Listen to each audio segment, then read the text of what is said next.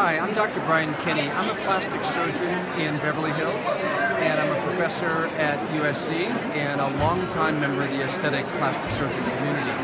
And what I have here in my hands is Beautifully Profitable, Forever Profitable. This book is by Cheryl Whitman, someone I've known for a number of years and actually worked closely with for the last several years on developing new products. You know, when you do a practice, you need to have good medicine, but you can't have good medicine unless you run a business well. And so there's a lot of tricks in here. If you had hundreds of patients show up in your office tomorrow and you're a great doctor, you would not be able to handle them if you don't run your business well. You know how to reach your patients, you need to know how to identify your market, you need to know how to train your staff, you need to know how to operate or do procedures well, and then you need to know how to track those patients so that the message gets out. So good medicine can mean good business, and this is one of the very useful ways to do it.